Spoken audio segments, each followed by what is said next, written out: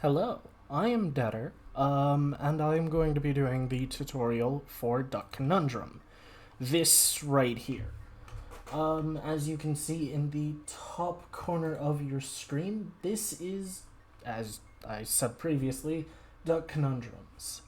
To give a hefty TLDR of what the manual says, because you've likely read it at this point, you're going to collect a bunch of items together, including a duck, 5 chairs, an armchair, a bunch of buckets, as well as a bunch of paint. You are going to go through this step by step. Since it is a boss, each of those steps will equate to another module solved, and all of the other tool mods on the bomb. And each step will get you one step closer to the solution. The first thing you want to do, since this is unlike ID Exchange in the sense that there is no prep work, is, if you're the diffuser, simply read. You should sit on the armchair. The duck should sit on the same chair as you. Please hold the duck carefully. Things like that. You can shorten it if you want to, especially if you and your expert are used to this, or if you are EFMing it and don't have to actually read it properly. This is my notes, as you can likely guess from the fact that it's on my notes.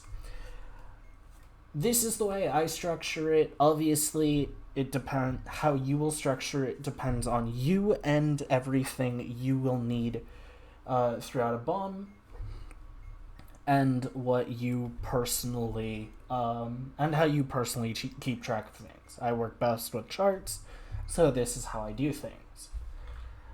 First thing is, if you're an expert, write down the information that your diffuser just gave you for stage 0. Which in this case is that both you and the duck are in the armchair. Then tell your diffuser to move on or just solve something else. Paint both your feet with orange paint. For this one, I tend to be a little bit more creative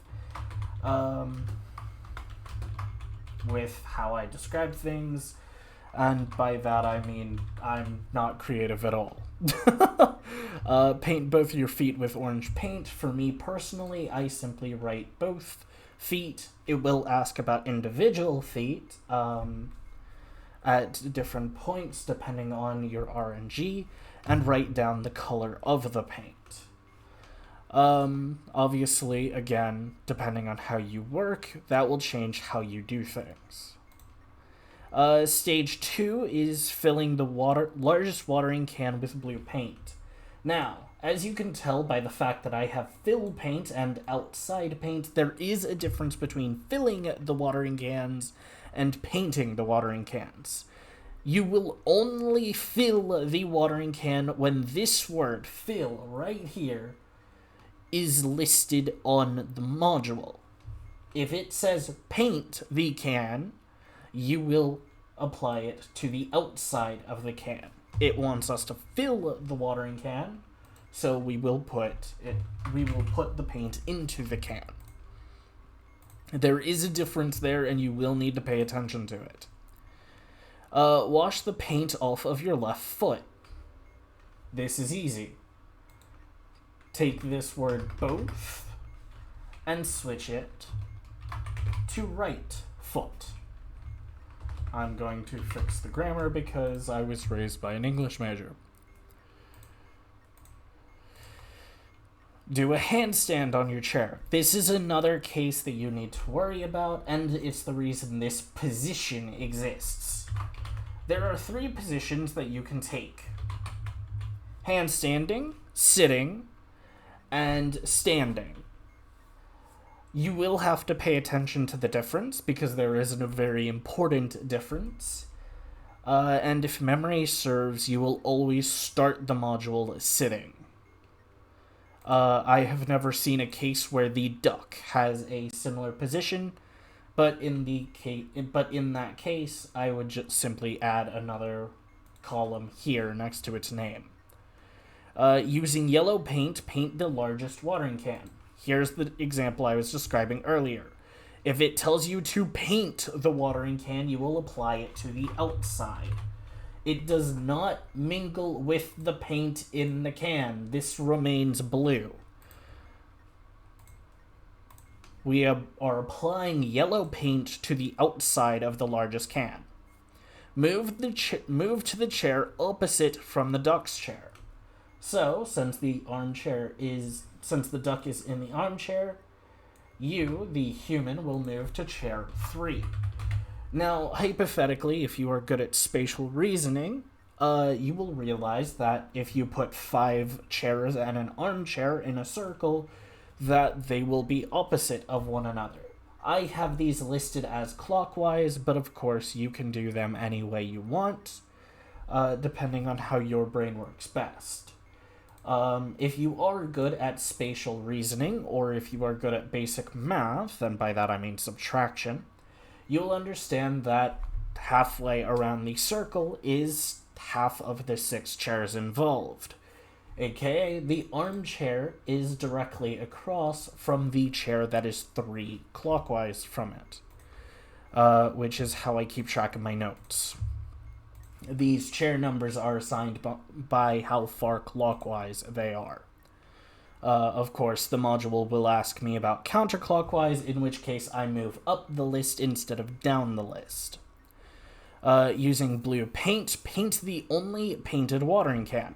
Things like this will show up to throw you off. It will not always tell you the specific can you need to work with.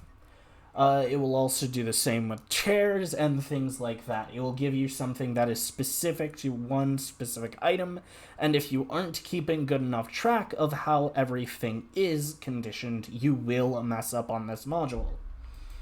In this case, there's only one painted watering can, so this yellow will become blue. And because we are painting, we will paint over the yellow. So the yellow fully turns blue.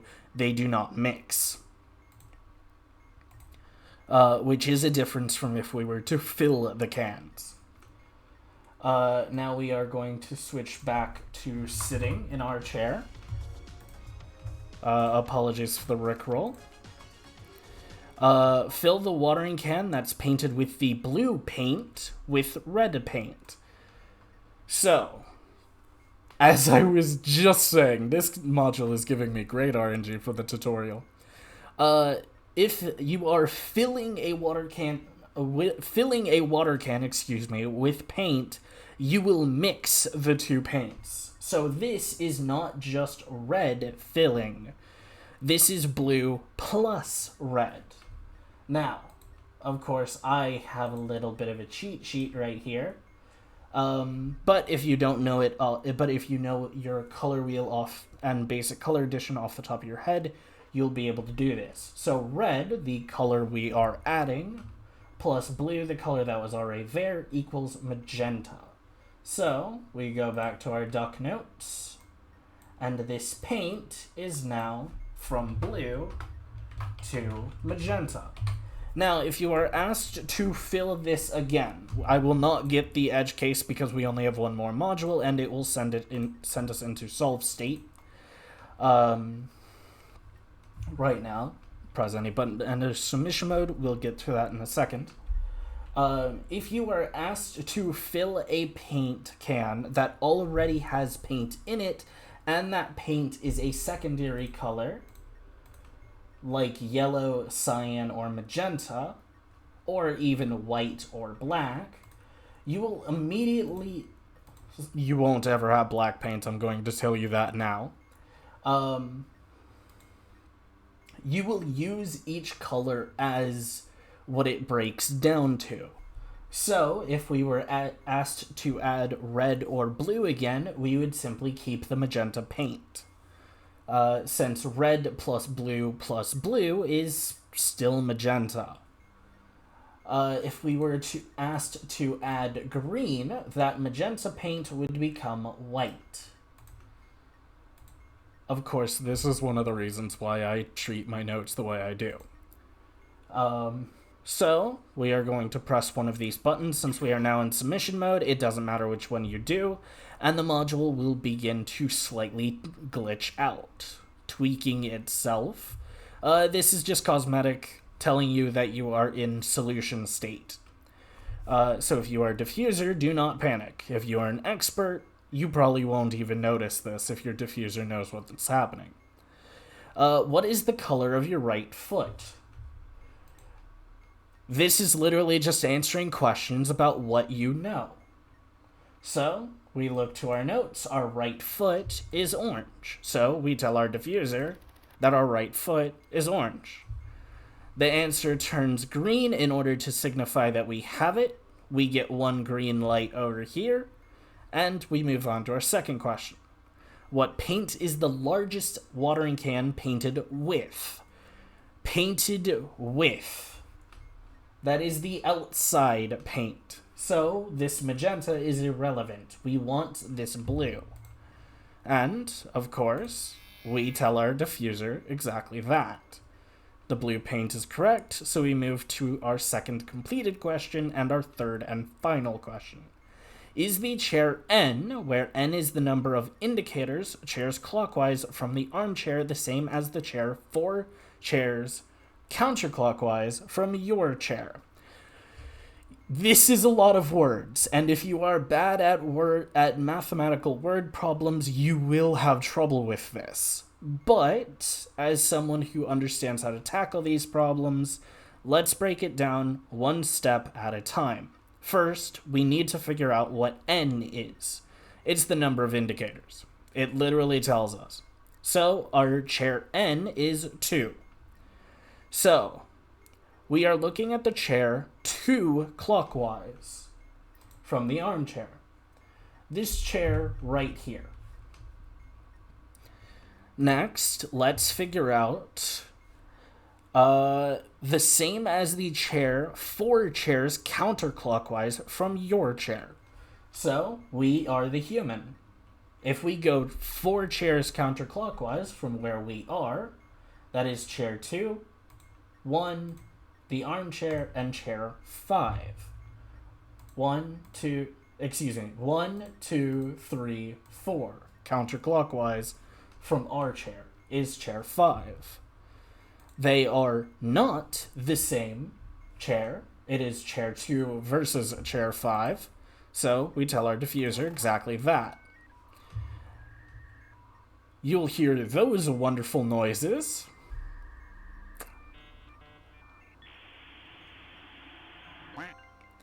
It will get angry for a second, and then it will solve. Duck Conundrum takes a second to solve, so if you are doing anything solve-sensitive, I would not suggest doing it immediately. Especially if the thing that you are doing is noise-sensitive. Also, of course, you can turn the game volume down if you are the diffuser if that kind of thing irritates you, and there are several mod packs in the game that do different sounds, but that is the basic gist of how the module works. There are a lot of questions, as you can see by my notes, that the module did not give us. So I'm going to go over a quick overview of those questions, and we're just going to understand it from there, hopefully.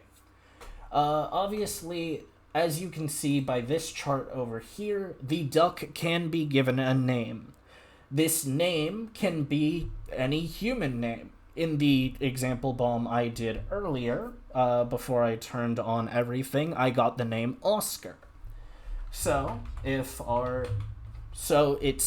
it says, let's name our duck something, you're going to put that whatever that something is in this box, where I just put Oscar. It can have prefixes, it can have suffixes. I've had both junior, I've had doctor. I believe the one I got that had both was Dr. John the Third or something. Dr. John Jr. Was my duck's name at one point. You can have different fill colors and outside paints.